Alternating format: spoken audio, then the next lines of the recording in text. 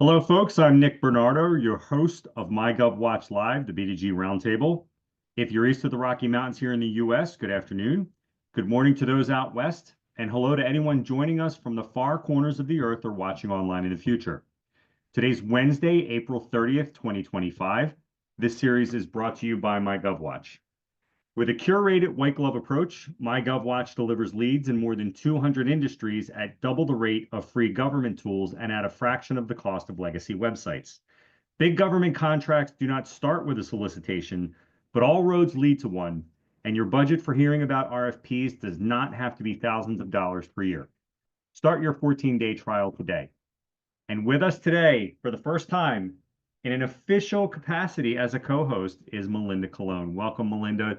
Welcome to MyGovWatch Live as your first official co-host session. Official. Yes. Thank you for having me. Hello, everyone. I hope you're doing well. And this is in a fruitful conversation today. Yeah. And so folks, Melinda has joined our sessions in the past and just signed up for sessions. And then her answers and comments, even as a non-host or co-host, were so good. I said, you know what, why don't you just hop on every once in a while and be a host with us? So, Melinda, I'm going to throw you a little bit of curveball to start, Okay. and I'm going to just ask you, when do you know it's spring? Now, I know it's not by my background. I guess my background here may help. Right. But for example, I'll just give you my answer. And Yeah. anyone who joins us in this session, I will be asking you this question as well. So I know it's spring when there's a baseball game on the television or the radio, and I'm dressed very comfortably in my easy chair, Mm. and the screens are there, the door is open with a screen, and the windows are open with a screen. Oh, Then I know nice. it's spring. How about you? Oh, that sounds beautiful. Okay. So when I was living in Georgia, I could say the same thing. But now that I live in Florida, the first sign of spring is basically coughing and sneezing, to be really honest. So Well, it looks yeah, like we have summer all year here. a lot of that right now as well. But I imagine your pollen season is probably a little bit different than ours. We're in the thick of Yeah. it now, literally. How about you? Yeah, it's actually not too bad. It's worse in the morning and then it kind of subsides throughout the day. But yeah, it's not as bad as it is up north. Absolutely not. Well, folks, I'm just going to introduce Melinda. Melinda Colón is a powerhouse in business strategy and government contracting. With over 2 decades of experience, she's helped clients generate an astounding 4.4 billion in new business. Known for her innovative systems and unmatched expertise, she empowers service-based business owners to diversify their revenue, scale sustainably, and master government contracting. Melinda is also a sought-after speaker, podcast host, and creator of programs like Million Dollar Contracts, designed to help businesses secure life-changing opportunities. So, Melinda, what's on the horizon for you? What do you have coming up? Do you have any other speaking engagements going on, or any conferences that you're going to? What are you looking forward to professionally? Professionally speaking, a lot more and helping businesses tap into government contracts because you and I both know there is a wealth of opportunity and there are resources available for people to win easier than they ever thought possible. So speaking and helping other people, and this really, growing our community of legacy builders, helping them leverage government contracts, add a revenue stream of government contracts to their existing business, and even those who are taking advantage of those businesses that are on sale right now and buying a business and adding a revenue stream of government contracts. And so it's all about GovCon these days. Well, and folks, as you join us in this session, I'll just tell you that we always get more than 50 people who sign up for these sessions, but we never quite get the number of people who sign up who actually make it. So don't assume there are hundreds of people on Zoom with us right now. It's in the dozens. If you have a question, please raise your hand because we're always looking for audience participation. This is primarily about you and your questions. So Boaz, I know we spoke. I'm going to be asking you to raise your hand if you would like to jump on with us first because I know we did interact and you might have some questions that we could start off with. But at this point, we're looking for questions. So anyone who would like to jump in and sort of raise their hand. So Howie has a question. We're going to bring Howie on. Let's bring Howie on first.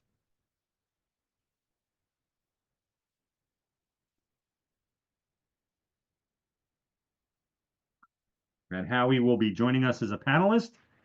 And there's Howie. Howie, we need at least your audio. Video's better, but at least the audio. Good morning. Yeah. How are Good you guys? Hey, morning, Howie. Howie. Welcome to MyGovWatch Live. Where are you joining us from? In Denver, Colorado. Okay. And Howie, in Denver, Colorado, when do you know it's spring? When do I know it's spring? I know it's spring when my wife's a big gardener, so she's got lots of flowers planted around the house. And when the first flowers start to pop up, that's when I know it's spring.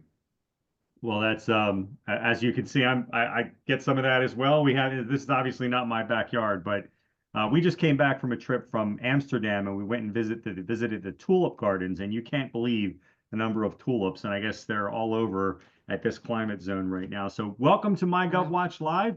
What do you do, and what would you like to talk about today? So so for the last 7 years, I've been a full-time proposal writer. For 36 years, I've been a consultant, a process improvement consultant. And 7 years ago, I decided to stop traveling as much as I was traveling and do remote writing of proposals. So I work on a host of different sites to look for business, looking for people who are looking for good government contract and state and federal government contracts.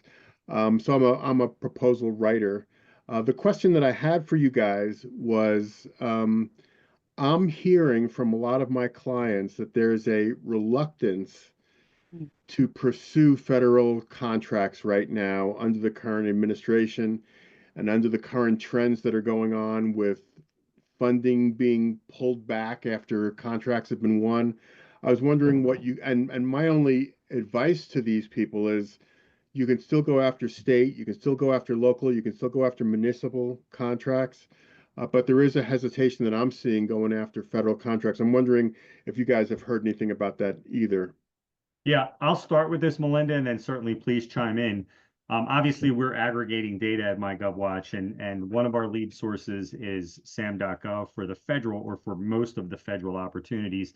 And we've already started having internal conversations about how to look at the numbers in terms of like tracking a quote unquote decline or what's happening with the numbers around federal contracting. I would just remind there are certainly some newbies in the audience here that we're still within a budget cycle that has nothing to do with Donald Trump. So certainly there will be conversations around a new budget for September, or I'm sorry, October 1st of this year. Yep. And we are continuing to track like the number of solicitations, but we're not sure if it makes sense to talk about comparing like how many solicitations have come out January 1st to April 30th. Yep. We're not sure that that number has any meaning. We think the real numbers will really start to happen later this year. So we will be releasing some data around that for promotional purposes. We're just not seeing anything yet. I definitely have other thoughts about this, but Melinda, what are your thoughts? I love that you said that. You know, right now we're in a fiscal year, they have to spend their budget. So a client is a client. And also, what I like to do for my clients is simplify GovCon. And when it comes to government contracting, yes, we want to win bids. Like that's a no-brainer. And we also want to build those long-term relationships. So no matter what is going on in this administration, in the next administration, we want to know who those point of contacts are, how they're dealing with the problems that they're experiencing, and how we can be the front runner there as a consultant, as an advisor, to help them through how they're dealing with what they're dealing with at the front end. So, I mean, we're seeing it as business owners, but they're seeing it as these are their jobs. So, this is something that I suggest to do is, consider reaching out to those point of contacts that you have bid before and say, hey, I know this is a challenging season for you. How can I help? It goes a really long way, just like you would any client, but it goes a really long way. It keeps you top of mind, and you definitely want to know the intel from them first before listening to anything else in the media, because they're going to know more than anyone else. For Great. sure. And, Thank you and very much. we actually preliminarily covered this, Howie, in November, right after the election, because there was a moment where we realized like there's probably going to be a lot of uncertainty. And so what we did was, and you could go back on YouTube and just look at the November event. I think it was like November 26th. We actually showed slides that show spending under the second Obama administration, internal and external spending, right? Then we also looked at spending into the Trump 1 administration, then into Biden. And you can actually see those slides in the YouTube presentation showing that regardless of what Trump 1 wanted to do with federal contracting, the number still went up, right? Now that remains to be seen whether that will be the dynamic this time around.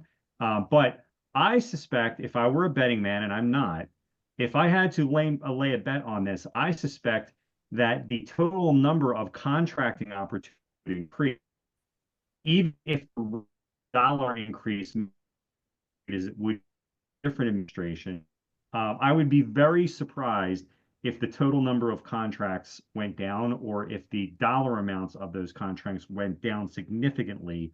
I think what we will see is that internal spending may go down, which guess what? Maybe a good thing for the contractor Yeah. community. So I wonder what your thoughts are. Yeah, 100%. I agree with that too. I just wanted to actually add to that is we have to just go back to basic economics, right? Supply and demand. So if there's going to be a need, a demand for services and goods, then it's not that they can be eliminated overnight. There has to be a process. So again, going back to building that communicative conversation with the client, talking through what their challenges are and just kind of, still bidding, like just stay involved, because as everyone else is running away, this is when you want to take advantage of the opportunities while, so I just wanted to add that on there. for sure. Other thoughts about that, Howie, or comments or follow-up questions? No, my opinion, for what it's worth, is for companies that are really interested in bidding on government work, that there still is great opportunities out there for states, local, and municipal opportunities. They're not perhaps multi-million-dollar contracts, but in some cases they're somewhat easier to win because there's less people competing for them. So that's what I've been talking to my clients about is looking for more local, more state-run opportunities is what I've been talking to people about. Yeah. And what hasn't been said and should be said is that there may be a paradigm shift in simply where dollars are spent. So there will certainly be a cohort of dollars that have traditionally been spent federally that will simply move to the states, right? Through block grants or what have you, changes in taxation and where the dollars are flowing into government, whether it be federal or state, and who is spending those dollars. So I think that's an opportunity as well. Raj, I see you have your hand up. We're going to keep talking to Howie here, but I'm going to bring you in as a panelist while we're talking about this topic, and then we can bring you in as well. So let me do that. And by the way we've been doing these sessions, Howie and Melinda, is if you jump in and you participate, we just leave you in the conversation. But if we see you go off camera, we just put you back into the audience, and you can always raise your hand again. But if you want to stay in the conversation, just feel free to stay. So Raj, you should be receiving a prompt where we're inviting you to be a panelist, and hopefully you've intentionally raised your hand, which is not always the case. So if you're there, Raj, looks like Raj may have raised his hand by accident, which is fine. If you're just shy, Raj, you can certainly type a question into the Q&A panel as well. So Nick, I think your point that you just made about dollars moving is a good one. I think that one of my clients is big in the education space, and there's talk about the Department of Education, sort of all the funding going away from them, going to the states. So I think that's a good point, is that it might be some of the funding might be reallocated. Yeah, and we're seeing that in other industries as well. Some of the disaster-related contracts where, traditionally FEMA might be more involved. Some of those dollars may just go back to the states. Right. So we certainly see that could be the case. Just a reminder for anyone who is in the audience who is thinking about asking a question, we do have a promotion just to encourage people to participate in our events. And that is, if you ask a question on the event, If you go to MyGovWatch.com, it's a 2-week trial that you see advertised on the site. If you ask a question on our event today, we bump that out to a 1-month trial before the card you enter is charged. So keep that in mind. But Boaz, I see that you're still with us. Can you please raise your hand if you would like to jump in? Because I know we spoke just briefly the other day, and I want to see if we can bring you in and talk about your business a little bit. I know you're in the security business. Pardon me, I see some others on here who filled out their sign-up forms in interesting ways, but we're certainly looking for people now who would like to participate in the webinar, because again, folks, this is audience driven. And there goes Boaz. We're going to bring you in. So while we're waiting for Boaz to come in, I'll just tell you that, yeah, this is entirely audience driven. So please raise your hand if you have a question. Mr. Posada, I know we spoke earlier. If you would like to participate, please raise your hand using the Zoom feature, and we'll bring you in right after we finish speaking with Boaz. So Boaz, we have you as a panelist. We just need at least your audio and preferably your video too. Hi, my name is Boaz Martin. I'm sorry, I'm currently driving. I won't be able to show my camera. I don't know if it is a problem. No, it's fine. It's fine. Focus on driving. But before you ask a question, let me ask you, when do you know it's spring? When I start sneezing. Okay, fair enough. Fair enough. There's a lot of hypoallergenic people on the line, and that's just fine. So, Boaz, what do you do? And just tell us a little bit about your business for the audience. So we have a security guard concierge in patrol services. We're based in Massachusetts. So we are bring new business. We are trying to find some contracts, government contracts or local contracts. So we are newbies trying to get involved in the business. Okay, and do you have a particular question about getting into government contracts? Yeah. So my question for today is how a new business can jump in the government contract. Okay, Melinda, do you want to take this first, or do you want me to start? I actually had a follow-up question, if I could ask Boaz. Can you specify security for us? Okay, it's we are unarmed security guard, and then we do concierge and patrol services. So we work mostly in the retail stores, warehouses, and also in some apartment, a business office. Okay. All right. Great. Thank you so much for that. I'm going to just share a little value there. So for what you do, Boaz, your company, there are tons of opportunities in the government space. And there is, and correct me if I'm wrong, but there is this arch or connection to commercial construction, commercial development in that as well for security. So I would recommend actually just, whatever city you're in, literally just pick up the phone and call them. If you have a capability statement, contact them, build a relationship with them, let them know who you are. They're typically going to love it, because when I speak to clients who are bidding contracts, the number one thing that I get from government agencies is that they're limited with contractors. So if you're reaching out and you're contacting them, connecting with them, that is going to be the best place to go first. And of course, there's MyGovWatch, and really kind of identifying those opportunities locally. That's going to be a great opportunity for you, but then also looking at how they award contracts. So what are the fiscal year terms for contracts like what you offer?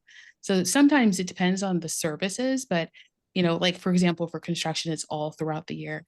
For marketing, it might be this ebb and flow, but right now we have this populated season that I'm seeing. And so you might want to see what the trends are in government contracts before you rule out, oh, there's no active contracts right now. When was the last time that they award it in the last year or two? Kind of knowing a little bit more about how many dollars do they spend locally, And then you could reach out to local cities, counties, municipalities, the police department. Like there's just so many agencies that are available that need your services. We just need to kind of contact them and let them know that you exist, that you're there. And it's really simple from there because they'll take it and run. Yeah, and Boaz, I would add this as well. And I mean, certainly you can find this information out without us, but through MyGovWatch, when you see the security leads and the construction leads, oftentimes we're passing you off and showing you, well, we're always showing you where the lead came from. And a lot of times the interested parties will show up. So if you're interested in doing security around a construction contract, you could use our website to identify the construction contracts that are coming and then use it to network before the bid happens, even for things that are in the planning phase. So if you see architectural or design contracts where they're renovating a building or building a new building, you could use our site to at least know, well, they're going to be building something next year. I need to know the people involved with this so I can try to be a subcontractor for the security piece. And that's something you can do by keeping tabs on which bids are out today on our site, for example. Follow-up question, Boaz? Thank you. Maybe something additional, or do you want to go back into the audience and then rejoin us later? No, I'm all set. All right. Thank you for joining us, Boaz. Boaz. We're going to put you back into the audience, but if you have another question, raise your hand. Steve, we're going to bring you on. Thank you.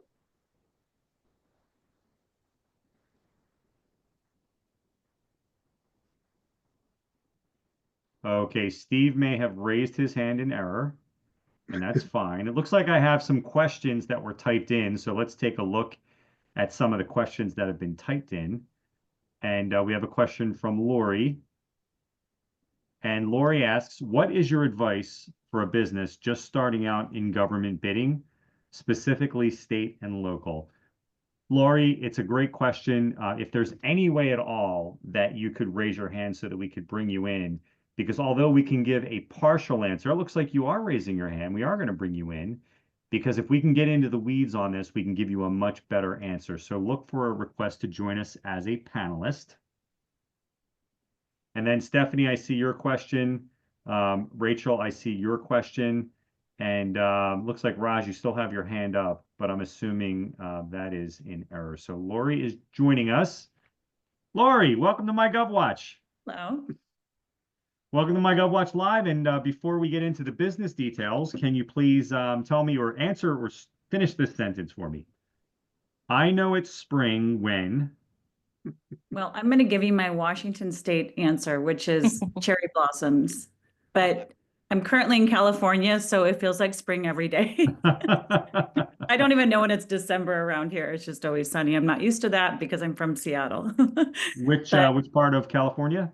Southern California, in like Riverside area.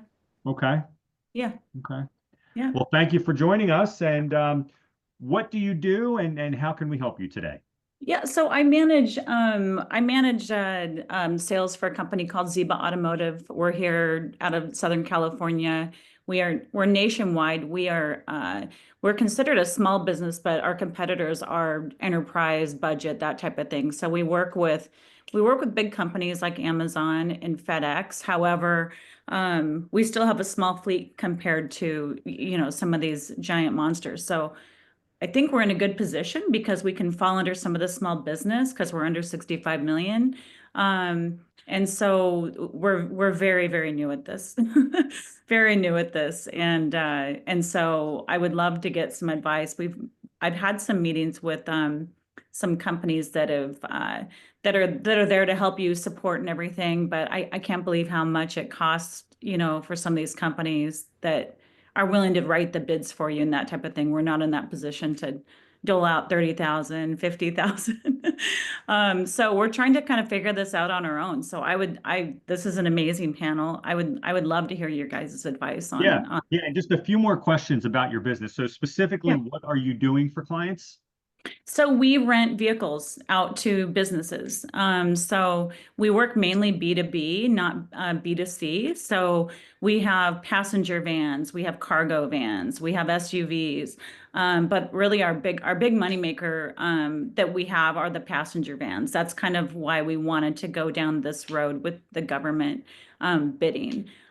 Because we have a really large fleet of passenger vans, and they are, we have bigger margins than the cargo vans. So is this traditional commercial vehicle rental? So in other words, you're not providing drivers, you're not No. providing logistics. It's just, here's a vehicle. Here's a vehicle, and use it as you would use it, yeah, for your business. So they have the drivers, they have the insurance, they just need a vehicle. Okay. And Yeah. it sounds like you've done enough research already to understand that there is a concept of a size threshold. But in your question that you typed into the chat, you mentioned specifically you're interested in state and local contracting.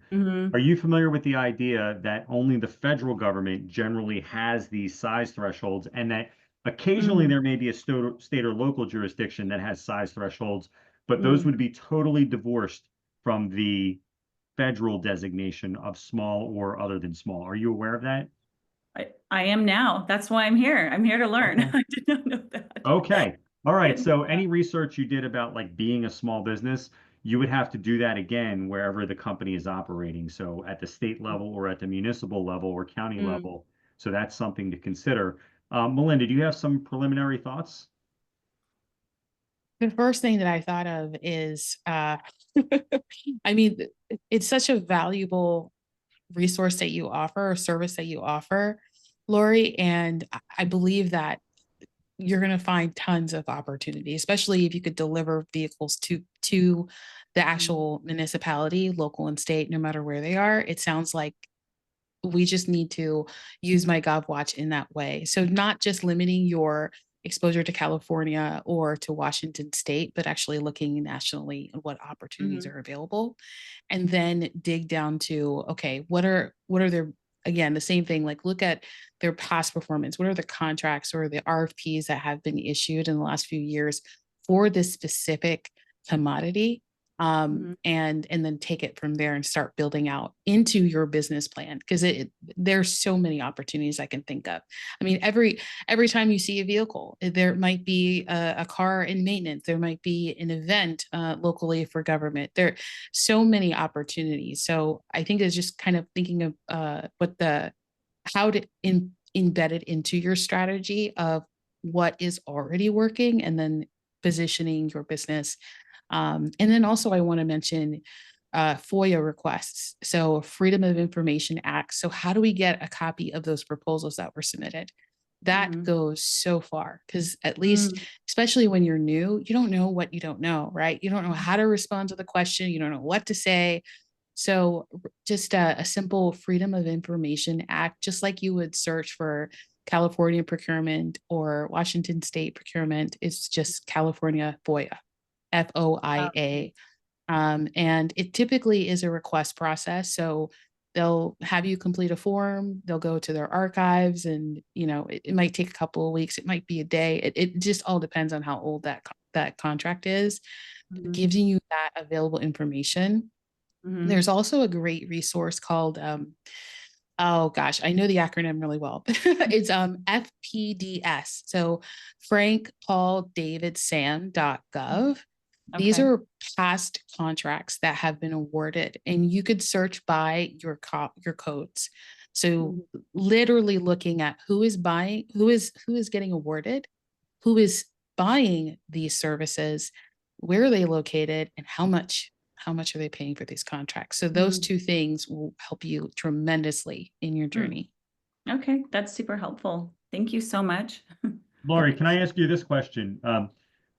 When we talk about rental of vehicles, is this always a short-term rental, or can it be a lease? It would be considered a short-term rental. It would be considered a rental. A lot of our customers are taking them for anywhere from 3 to 36 months. Okay, so 36 months. So renting for 36 months feels more like a lease than like B2 B2C where somebody rents a Mhm. U-Haul truck to move for 3 days. So if you're renting for that term, here's something I would tell you as well. And by the way, I agree with everything Melinda just said, and we're going to talk about FOIA again as well. Mhm. We have a category on our site about vehicles specifically. Mm. Here's something that I would be doing if I were you. Whether you use our site, we would love to have you using it, but you should be doing this anyway. Mhm. Every time there's a purchase where someone's buying vehicles, one or more vehicles, I would be submitting a question during the bid process because people don't realize this, but during the bid process, it's the only time where you're guaranteed an answer. People don't have to answer the phone when you call. People don't have to respond to an email unless it's a FOIA request, which Mm. could take months. But you could ask every time there's a vehicle purchase or lease and say, do you have short-term vehicle rental needs, or would you consider this kind of Mhm. arrangement for this solicitation? So the solicitation may Right. be purchase of 3, box trucks. I don't know what it would be. And they clearly say in the specs that they're buying box trucks. Mhm. There's nothing stopping you from saying, have you considered renting instead of buying? Who would be the contact for that kind of thing? So you could have a continuous feedback loop where you're using related bids to force Mm. government people to answer questions, which they must answer during a bid process. Yeah.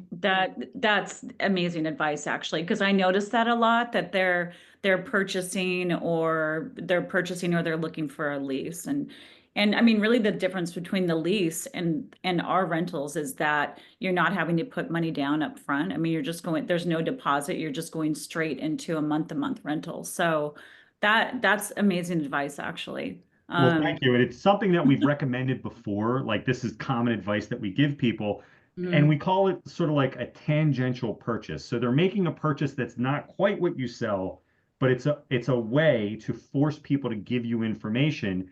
And you Mm. can get a lot of information that way. And going back to FOIA, FOIA is after the fact, after contracts are awarded. Boy, you can get a tremendous amount of information, who your competitors are, what are they charging for different things? What does their Mhm. contract look like if they signed the vendor's contract? And that's actually a one-off service that people can use on our site and Mm. remain anonymous. So if you're using our site, you can have us do the FOIA request. A lot of times the government people don't want to fulfill it, but when Mm. people use our site, we're the ones asking. You're not the one asking, so you get the information without having your fingerprints on it. So just something you consider. No, that's great. That's great advice. I appreciate that. That makes sense. Follow-up questions, additional questions. For me, I don't want to take up the whole hour because I could. So, Well, we're actually up to an hour and a half. We do oh, have a we few are? other Okay. questions. So why don't you stay with us? And if you think of something based on someone else's question, you want to jump back in? Okay. Okay. So we have Okay. another question from Stephanie. Stephanie asks whether your platform has any AMR, logistic robot RFQs. I have tried many platforms. There are only a few AMR RFQs that can be found. So, and Stephanie and Rachel has a question about our website as well. So, although our website does come up in these sessions, we try to make it not too promotional. I will just tell you, Stephanie, that I will give you my email address in an answer. So I'll type that in, and Rachel, I will give you my email address as well. If we trade some emails, I can give you those answers directly, but I'm sure we have those in our system. It's just a question of like, how many would you need to see to feel like it's worth the investment? So we'll trade some emails about that. Rachel asks, with many tools, there are limitations to the regional area, state, county. Does MyGovWatch provide a holistic view to bids that are currently available? There's a national plan, so you can sign up for a national plan, get all 50 states, all U.S. territories, and then you're picking categories within that. So you're deciding, do you want to be in construction? Do you want to be in vehicles? Do you want to be in design? Whatever the case may be. But Rachel, I will send you, I'm going to put my email address in the chat for everyone. So if anybody wants to contact me, they can do that as well. We have a question from Raj. Raj says, so is there a place where we can find contractors who are ready to encourage subcontracting? So Raj, I still see your hand raised. We would love to have you join us. So I'm going to invite you one more time, and if you decline, that's okay. We're still going to try to answer your question, but it would definitely be better if we can interact with you on this. So Raj will be joining us, and Melinda, I'm going to have you field this question first once Raj joins us.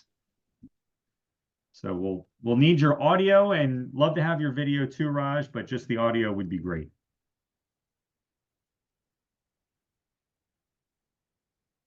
Can you hear us? Yes. Hi. Hi, everyone. Hi, Raj. Welcome to MyGovWatch Live. Before we get started, let me ask, when do you know it's spring? When do I know it's spring? Okay, when I see those flowers popping up on my backyard, that's spring for me. Fantastic. And for the rest of us here, what do you do and where are you joining us from? I'm joining this meeting from Chantilly, Virginia. Okay. And tell us a little bit about what you do. So we are into IT services. So we've been in the business for the last 19 years, providing IT services for various commercial clients.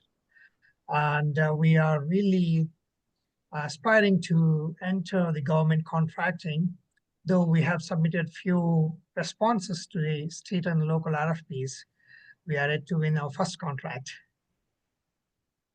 And are you looking for only subcontractor opportunities, or are you looking for prime opportunities also? Not just subcontracting. We are fine to have any prime contracting as well. But we do not have any Past performance. past experiences with respect to government contracting. And that's a very, very pain point for us. And we are still figuring out how to solve this. Though we have so much experience providing similar services to commercial clients, I see that governments always prefer having some sort of past experience serving the government clients. So yes, this potentially covers a lot of ground. Melinda, would you like to start off with maybe some questions or comments? Okay, so gosh, this is like a strategy play. There's so many different ways that you could position to win. I would say leveraging your commercial experience, number one. Yes, it's going to be challenging competing with other firms that have government experience. However, I would not stray away from that because you will be bidding, right? You have that opportunity to build a rapport and a connection and relationship with the client and find out through the process what your scoring is, how to improve before you actually lead as a prime. So that's one. And then there are tons of ways to get listed as a subcontractor. So on a federal side, there is the SBA subcontracting network. There is the GSA subcontracting directory, and also it's the DSBS. I always get those acronyms wrong, but dsbs.gov to register as well. Simple information. And you can also see who else is a subcontractor. So the play here, and what I suggest to my clients, is always be open to prime and subcontracting. Kind of play with the both depending on the scope of work and obviously the workload, your availability of your team, et cetera, and your scope of your capabilities. But definitely positioning to just start bidding right now would be the best thing to do. 100%. Not holding back because of your past performance, but leveraging what you already have to win. I know a lot of clients of mine that get into this space, that's what they're doing. They're leveraging their past performance in commercial to get into GovCon. So don't let that hold you back, because, you know, there's just different reasons why they pick. And we just want to make sure that we're answering the questions appropriately and putting a good bid price in. The last thing that I'll say is, oh no, I've lost my train of thought. But the last thing that I was going to say, it was related to. Well, here, Melinda, just give it some certifications. Yeah. Let me just, I want to ask a question, and that will give you some time to remember what you were thinking of. So Raj, can you tell us, are you only interested in federal contracts, or are you also interested in state, local, or is it more of one than the other? Yes, it's more of state and local for now. Okay. I can tell you that we did a survey last year. We sent out Okay. tens of thousands of emails to government email addresses and asked them to complete a survey. And one of the questions we asked in the survey, and this is a press release, you can look it up, MyGovWatch Buyer Report 2024. We asked them, where are their unmet needs? Where are they having trouble finding resources and finding contractors? And over again, they mentioned technology. And so with a technology business like yours, I would be much more proactive in trying to identify what the client needs and identifying who are your target customers, because it's the opposite of what some of other people might be doing. And when I say that, here's what I really mean. Typically, you sell a widget, right? For example, Lori rents vehicles, okay? Yes. Lori has to go find who's buying that rental service, right? In your case, everyone has a technology need. So Right. you can look at it from the other way and just say, forget about who is buying technology. Let me figure out who would I like to do business with and just approach them directly. Because every government agency has something that they're trying to do with technology, and they can't find a way to do it. So I know it probably seems like a daunting task, but I would reverse engineer what you're doing and identify a population of government agencies, maybe it's within 100 miles, that you'd like to do business with. And I would approach every one of them and ask them, what are some technology initiatives that you have on the horizon? And then you can help, if you can help them, what's called ghost their requirements, you can help them develop an RFP, right? And you can help them figure out what to put in that RFP. And then you will then respond to the RFP as someone who helped author it. Mm-hmm. So Yep. what do you think of Sounds that? like a great plan. Yes, You fantastic. could also start bidding on some of these projects as the prime, and then there's this inadvertent way that you will learn who else is bidding on it. Yes.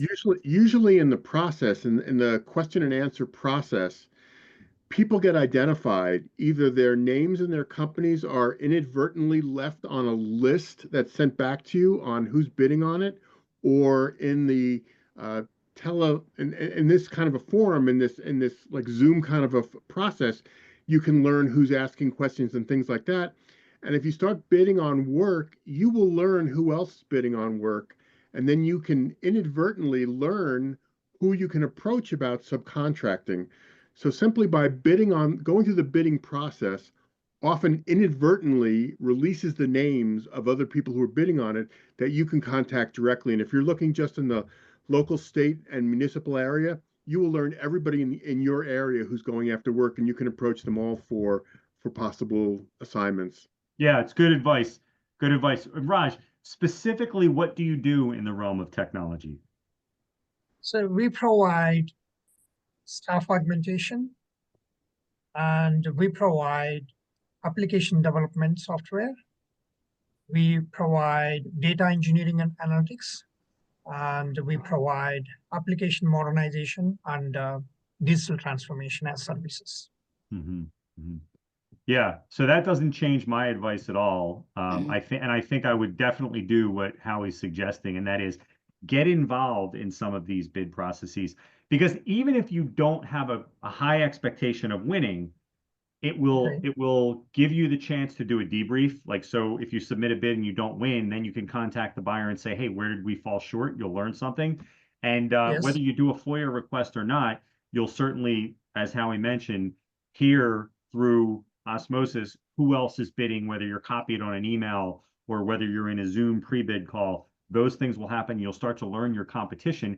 And it'll also show you who are some teaming possibilities. So sometimes you might have capabilities that another company doesn't have. You'll start to identify potential teaming partners for some of these deals. Melinda, did you happen to remember what you were thinking of earlier? Yeah, so I was just going to add to certifications, leveraging certifications for your business as well. But like I said earlier, just start bidding, because then you'll get access to the contracting officer, your scores, and at least we can, just start taking action. That's where people get hung up, is, trying to figure out whether or not I should bid. There seems to be a lot of competition. Just get started, do something. And it will always help you in the long run. Sure. Thanks, Melinda. Those were great insights. Yeah, and so we have some other questions. And by the way, Raj and Lori, you can ask follow-up questions. We can talk about anything you'd like to talk about. I see a question from Stephen and from Melissa. Stephen, I think, oh, Melissa's raised her hand. Melissa, we're going to bring you on live.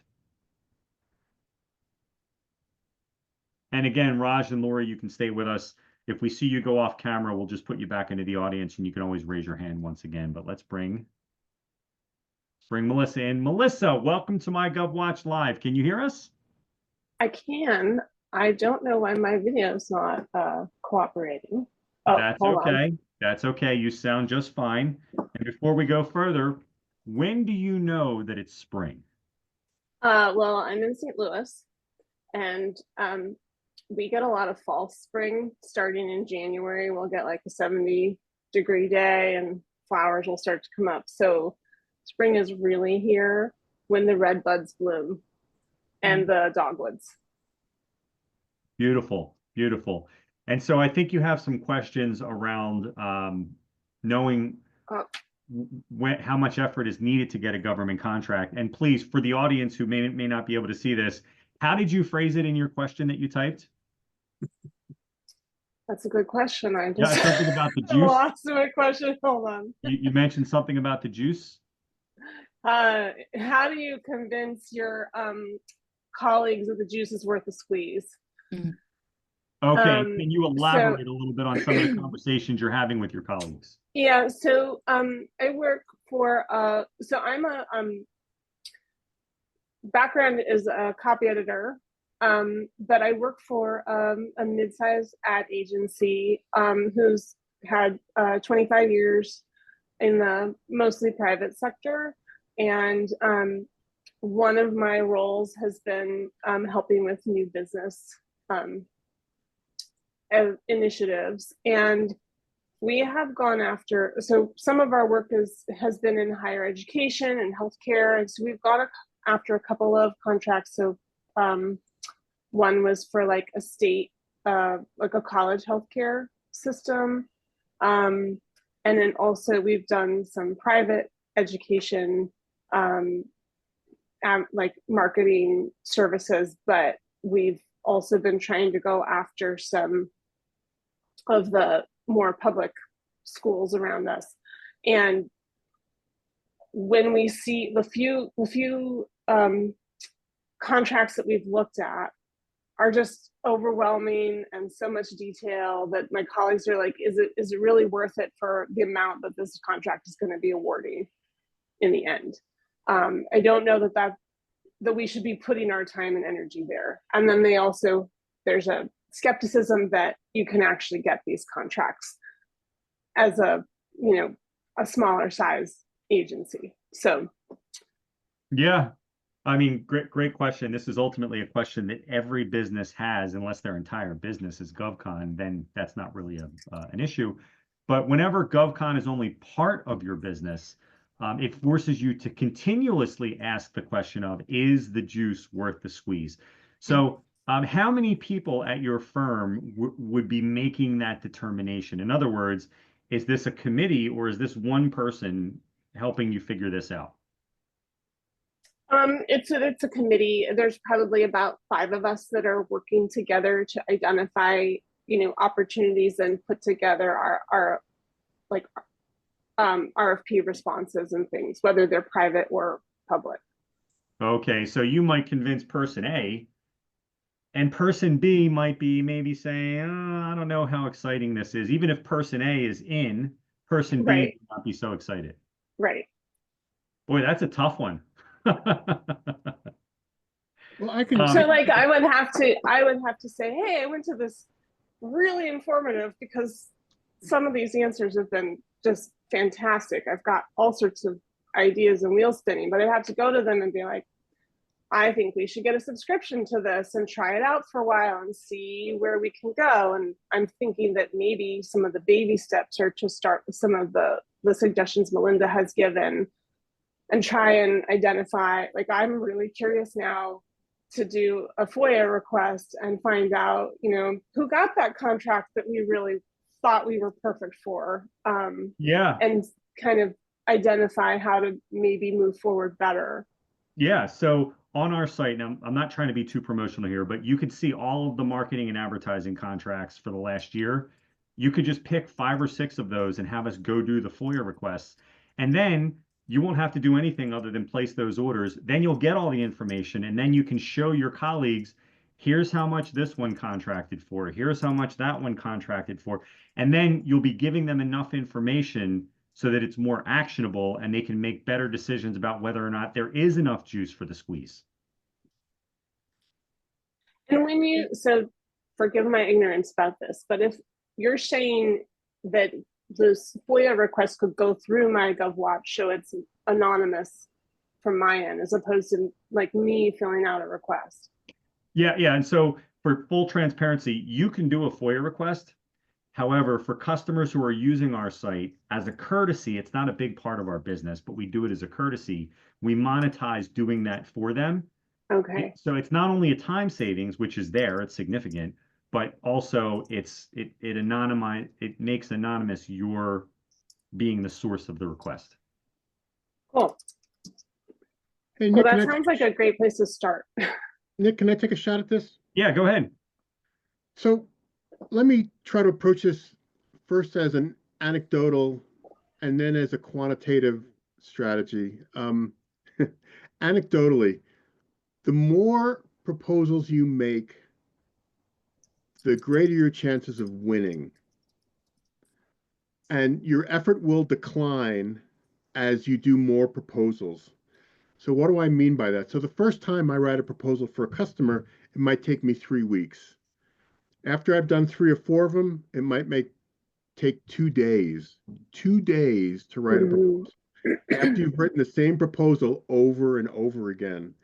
So the more proposals you write, the better you get, the more content you can reuse and customize. And so the amount of effort that it takes to squeeze will come down significantly as you write more and more proposals. So that's the anecdotal answer. That's a really fair point. There's a quantitative way of doing it too, which is something that I've done, which is you can actually create a spreadsheet in Excel. And in this spreadsheet, you say, here's 10 questions that are really going to determine whether we go after this or not. And you have an answer for each one of the questions from 1 to 10. You multiply it by some factor. And then at the end, it comes up with, like, you read down 100% is the most you can get. And you say, okay, we can only achieve 60% with this one or 90% with that one. You can actually quantify, instead of saying it's taking too much effort, you can quantify based on how much the reward is going to be, how likely you are to win, how much past performance you have that's relevant to it. And then at the end, you can actually say, yeah, it's worth it or it's not worth it. So there's an anecdotal way. The more proposals you do, the greater your chances of winning. Your first chance might be 8%. Your second chance might be 12%. Your third chance might be 15%. Your fourth chance might be 20%. The more proposals you do, the less effort it'll take and the greater your chances of winning. And if you wanted to, you could actually create a spreadsheet that quantified exactly, is this worth going after or not? Great feedback. I really have a helpful. question. I have a question for you, Melissa. But I guess, Melinda, would you like to chime in on any of this first? I 100% agree with Howie on all of that. That is so true. And I want to add to that, to help strategically, is look at government contracting as a long-term play. This is not a commercial client who's in your books for 18 months. This is a client who's going to be on your books for 18 years, right? So is it worth the squeeze? Yes, if you keep going after it, 100%. 100%. Well, So and that that actually is a great point, because my company's prides itself on client longevity. Our clients tend to stay with us for 9 to 15 years. So You're gonna love that would GovCon. make it fit our kind of who we are. And What to is also position, sorry, just to add to that, just from a positioning standpoint, use that, leverage that in your responses to proposals, because that is a differentiator that not many agencies can speak of. Okay. So Melissa, it sounds like Okay. your firm has a lot of commercial clientele and zero government today. Yes. And what is the breadth of your marketing capabilities? Since I've been there 4.5 years, and we have done, so we did a Medicare Advantage, have had a large healthcare client. We have a small, like 5 hospital health system. We do both their general advertising, but we also do like their HR advertising. So trying to fill nurse positions and anesthesiologist positions and all that. We've also got a little bit of manufacturing, some small retail where we just do their digital paid social. And then we have an agricultural client, like that they build actually software for agriculture. So they've been one of our longest standing clients. So really a span of, it isn't like we have a particular niche area that we work in. We are more like build relationships with our clients. We often will start with a small project and then we'll just kind of build from there. Yeah, I'm hearing so many things where we know there are lots of leads in our system around what you do.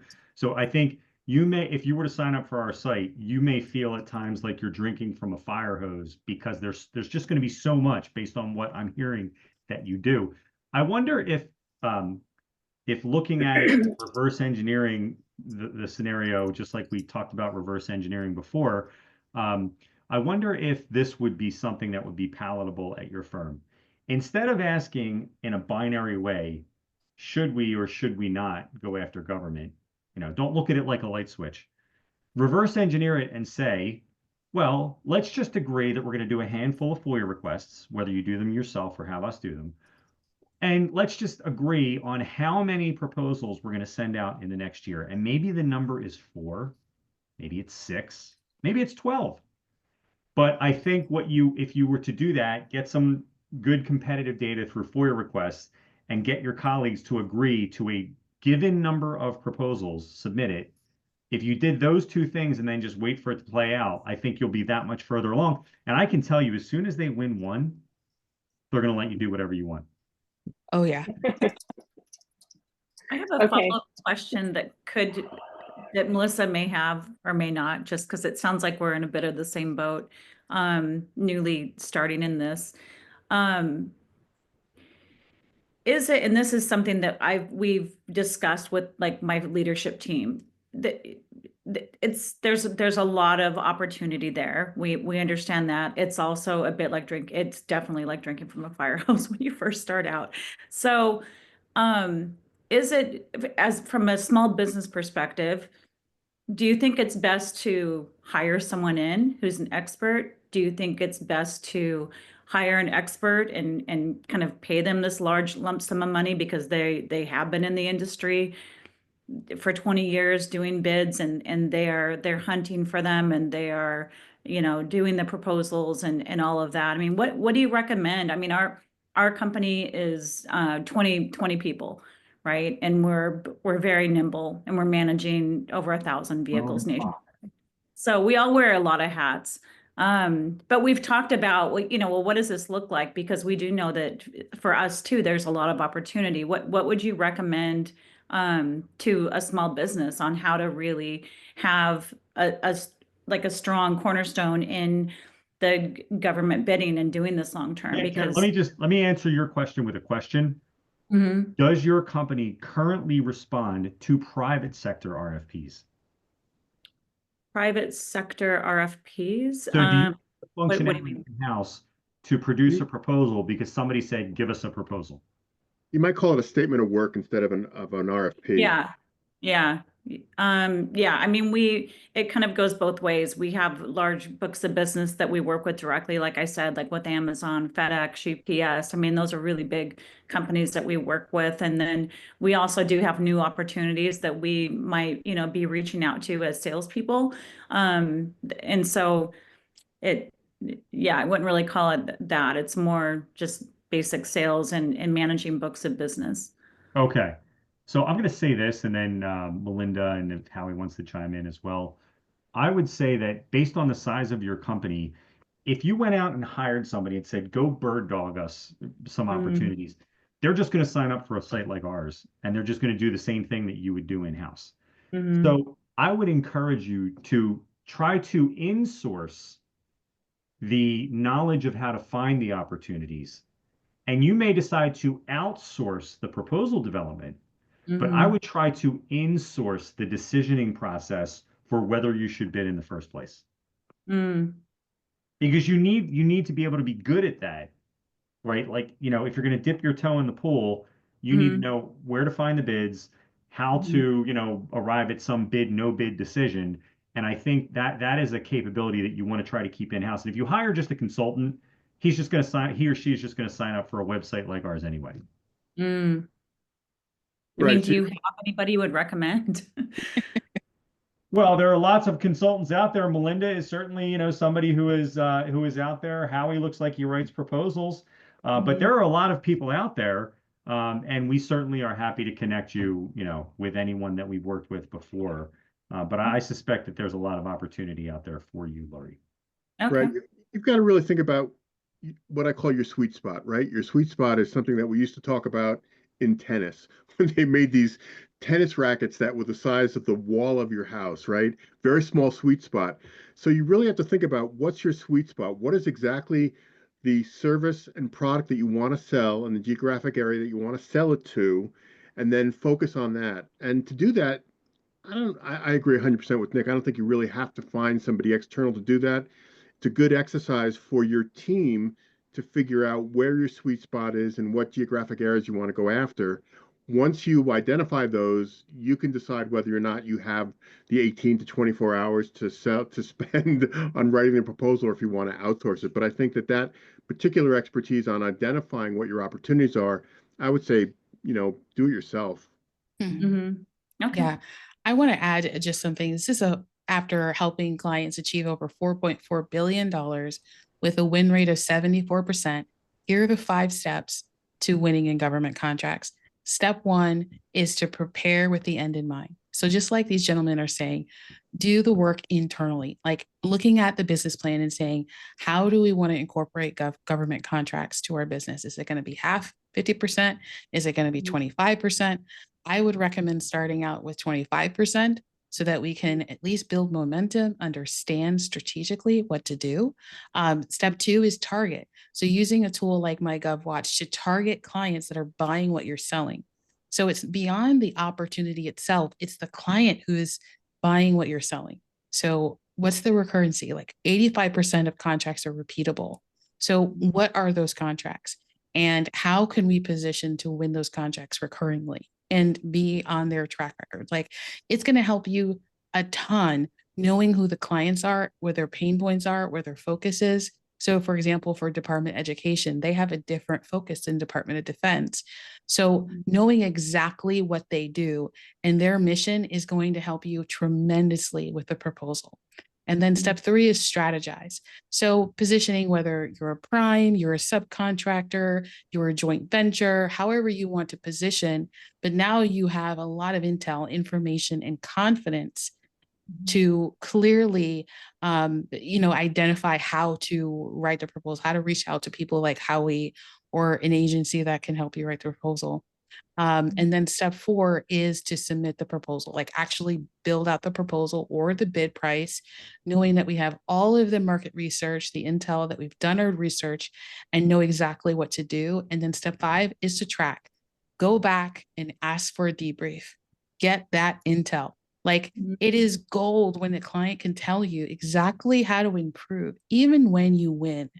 That is a gold. And a lot of contractors, a lot of businesses are not doing that.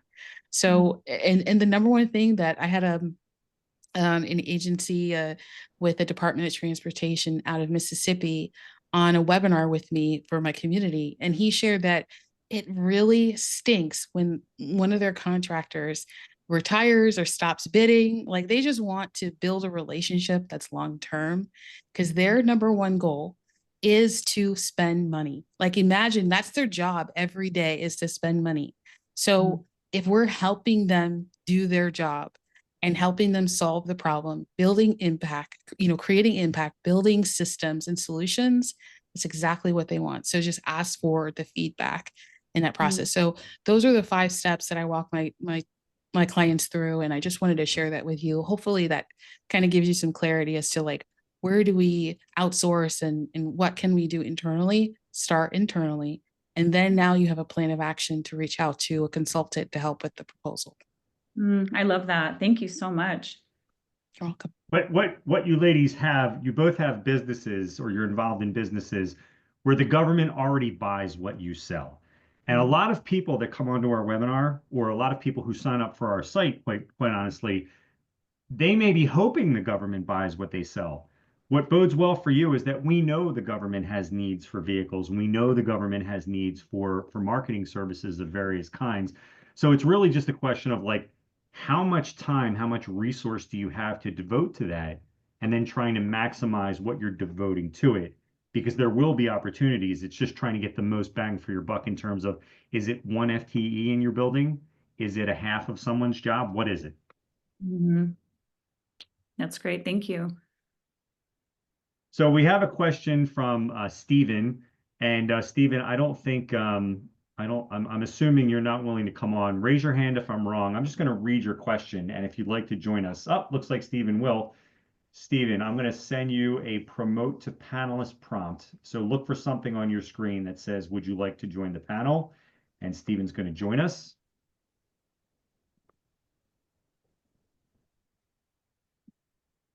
Hey, can you guys hear me?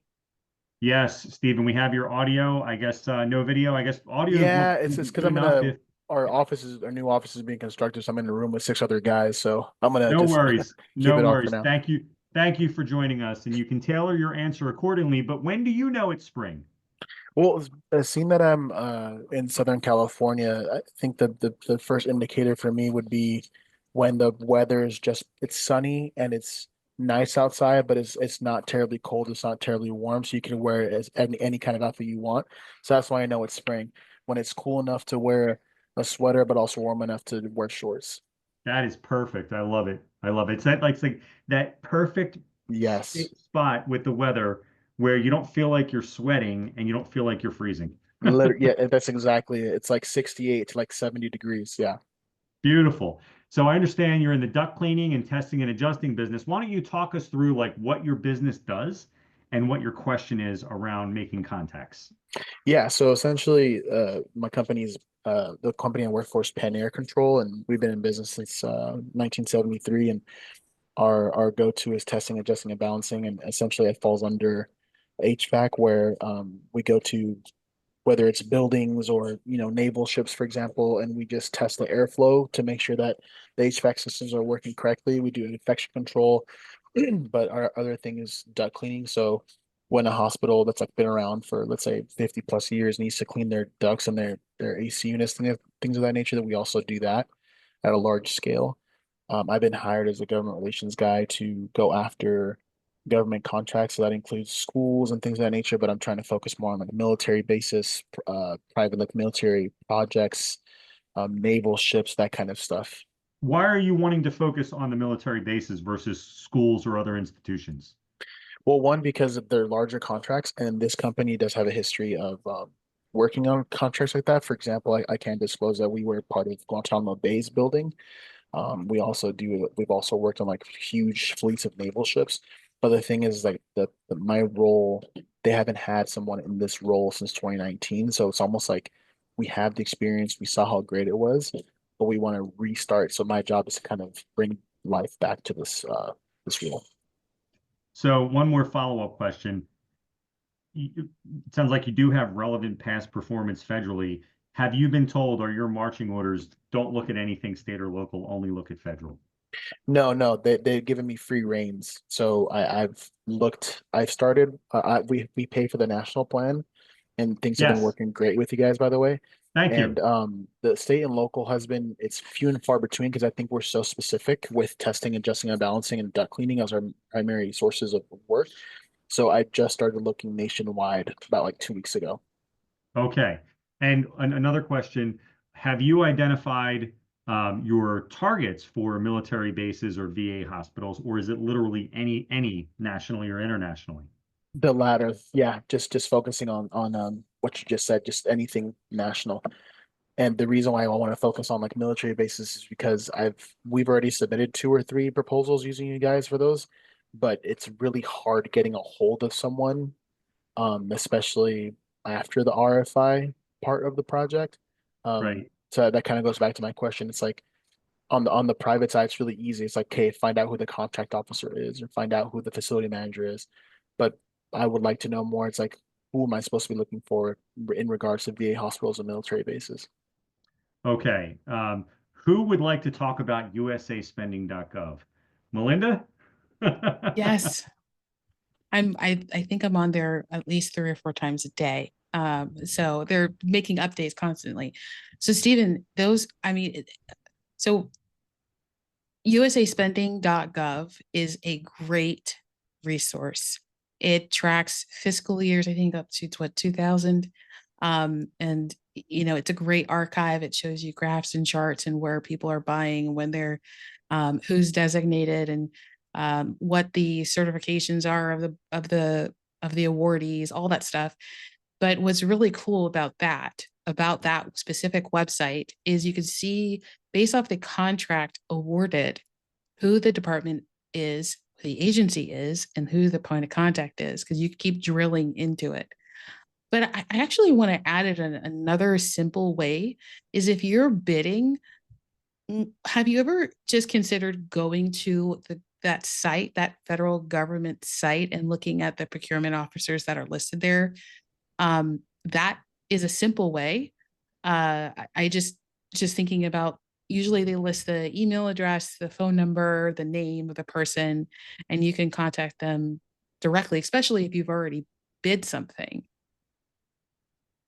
No, I haven't done that, especially because the ones that we have bid for are in Texas, for example. So it would require me to fly out there. And again, I'm new to this. I've worked in government before, specifically with VA, but I was in the mental health marketing side of it. So now that I'm on the construction side, this is a whole new beast. So I'm starting from scratch essentially. So I haven't done that. What I have done is I've called some VA hospitals, for example, and asked like who their facilities managers are and things of that nature, and trying to get those contacts. I need to do more of that, but are you suggesting that maybe I should stop by the VA hospitals and to see what I can find in person? I think the websites themselves will give you a point of contact. I mean, you just, because you want to see who the purchasing director is and contact them. From a federal, you're talking about federal, so I'm thinking federal standpoint, they're going to be able to let you know which hospitals are in order of receiving these services or in need of the services based on the distribution of funds. But the USA Spending website is a great resource. I mean, I was actually going to say go to MyGovWatch, because honestly, if you look back at the last year of contracts, and you could see what those contracts were, you can actually kind of drill down to a little bit more information about the scope of works. And when you click on the opportunities, you go to the website, the actual government website, and drill a little bit deeper there.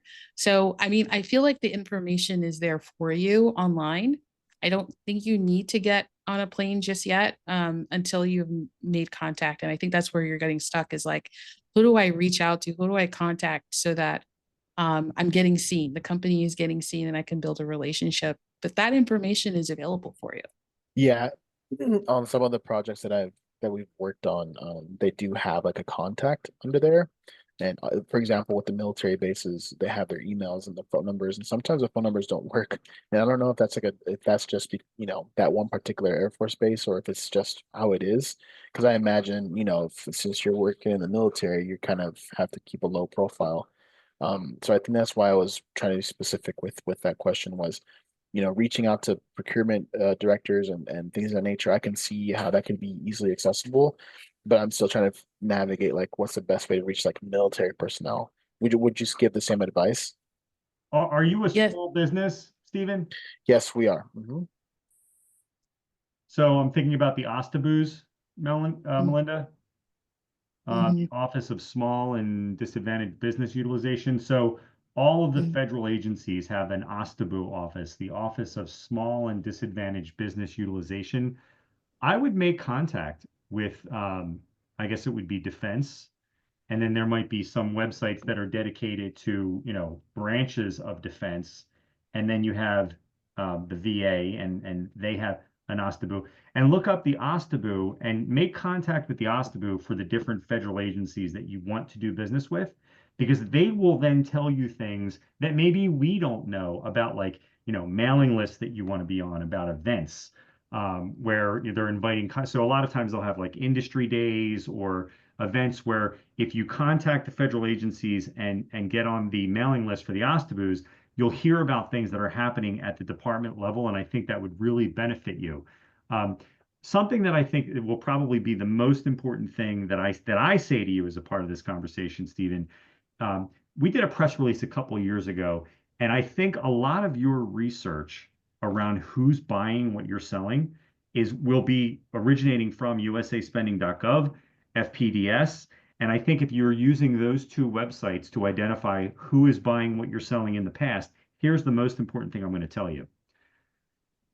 Your research will be focused a lot on the NAICS code assigned to the purchasing activity.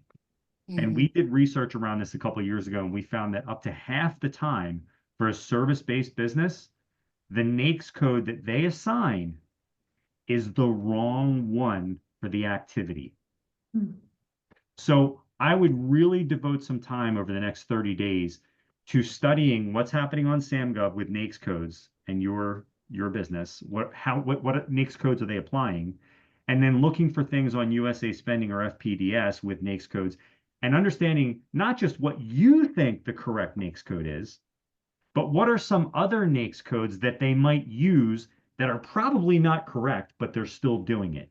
So you need a comprehensive understanding of all of the NAICS codes that different federal people think are related to your business, because you should not think of it as just one, because they don't think your way, and they simply make mistakes sometimes and choose the wrong NAICS code. So that's the most important tidbit from a research standpoint that I can offer. Right. And I agree with you 100%, Nick. Another thing you might want to consider is some people believe that product service codes are actually better identifiers of specific services than NAICS codes.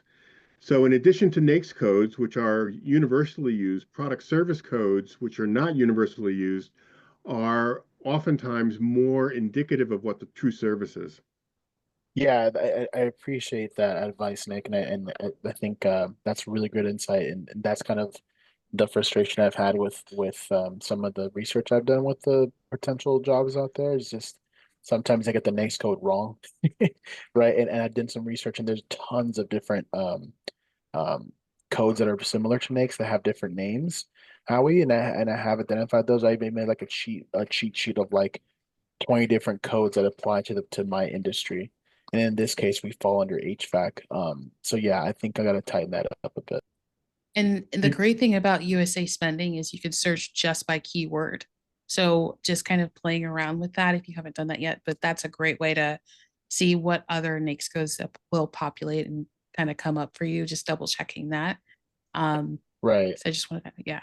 Thank you. And then Nick, one more time, do you mind spelling out that that abbreviation for the small disadvantaged business office you're talking about? OSTABU. So it's Office of Small and Disadvantaged Business Utilization. But people colloquially say OSTABU. Business utilization. And every federal department has that thing existing within its organization. And a lot of times they'll have their own website within that department. Got it. And so Thanks, man. I appreciate that. you want to become friendly with the OSTABU, whoever the current OSTABU is, at every federal agency that you'd like to do business with, particularly because you're a small business. If there's a mailing list, get on it. If there's an industry day, go to it. And I think that is definitely an area where you want to explore and spend some time. 100%. I'll definitely look into that. Thank you again. Yeah. That's a great question, Stephen. Thank you so much. Thank you, guys. So we're not quite at 90 minutes. We don't have a hard stop at 90 minutes. We generally go around 90 minutes. But sometimes if the event, feels like it's petering out organically, we let it happen. Melissa or Lori, do you have any additional follow-up questions? I do. Yeah. So you talked about reaching out to the purchasing director, the procurement officer, like what Stephen was talking about. Are you recommending reaching out to them and going and having a face-to-face meeting with them if they're local, and just talking about your business and doing this probably how we do business with our company, which is, going and meeting and grabbing lunch or going to their office and having a face-to-face? Is that what you're recommending? And who are you asking? Any of you guys? I mean, Well, I any will of just the go back to experts. something I said earlier. No. And one thing I said earlier was use current RFPs to submit questions in writing to buyers during an active bid solicitation as a way of forcing them to give you information. And through that process, by looking at peripherally related RFPs, you will see other names of people. So it might say John is the procurement officer, but Nancy is actually the business user who's making all the decisions, or she's part of the team. So use active bids to identify people. And then as far as contacting them, this is where it gets a little tricky. You cannot contact people during a bid process and say, let's talk about your business needs. It's only through the RFP process. But if it's about an unrelated need, you can certainly just call them and say, hey, I see you have an RFP out where you're buying 6 police vehicles. I want to see if I can have a separate conversation with you about how you meet your other vehicle needs outside of the scope of that solicitation. So you can do like the old-fashioned, let's talk kind of thing, but then simultaneously submit formal questions through the bid process where they might be forced to give you information, even if they don't always take your call on the other side. Okay. And typically they'll host local events too for contractors. That's a great way to meet those that are actually in the office and introduce yourself. And oftentimes I hear back, and I've actually attended several of them, where they'll say, hey, why don't you call me? Why don't you contact me and come by the office with your capability statement? So it's a great first impression. It's like, hey, we're local. Here's just a little bit of information about us. We're looking to build a relationship with you. Can you share a little bit about what's coming up? Just like what Nick said, and just taking it step by step. But yes, a lot of what you're doing in the commercial space, you'll leverage in the sales of government contracting. Okay, cool. Thank you. Any additional follow-up questions, Melissa? No, but this has been awesome. Like, you've given me so many resources and things to dig into. I'm really probably the most valuable 1.5 hour webinar I've ever done. So thank you so much. The check is in the mail, Melissa. We really enjoy doing it. It's a good driver for our business, and it's fun to just help people figure out what to do next, because so many things in life are complicated. Government contracting is way more complicated than other things. So I get a lot of personal satisfaction, knowing that we're actually helping people figure out what to do next. So thank you for your kind words. I'm just going to share something real quick. Let me just see if I can do this correctly.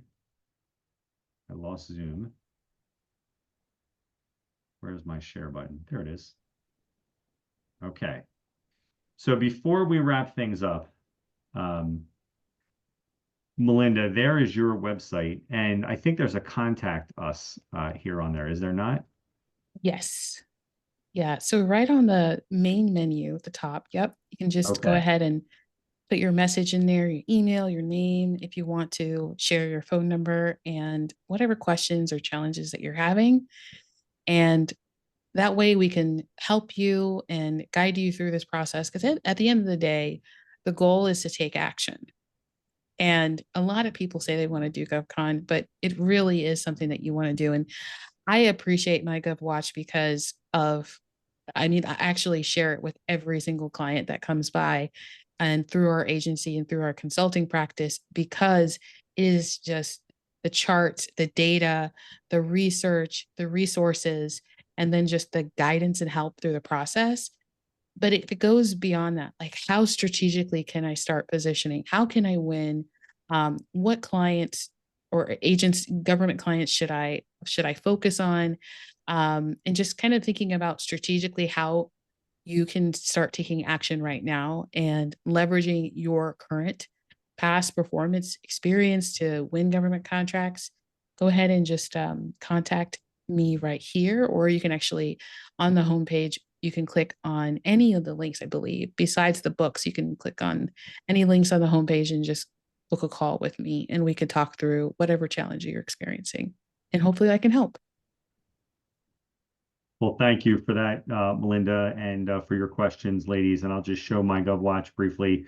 So anyone who asks a question on the event qualifies for a 1-month trial. So it's a 14-day trial as advertised, but anyone who participates here, we just bump it out to a month. So keep that in mind. This is for not only you ladies, but for anyone who may look at this recording later. So if there are no further questions, I will just read a short outro, unless I think that's it. Going. So folks, that'll do it for today's edition of MyGovWatch Live. Remember, if you're not already a subscriber, start your free 14-day trial today. If you want to win more government contracts for less, you'll be glad you did. Thanks, folks. Have a great day.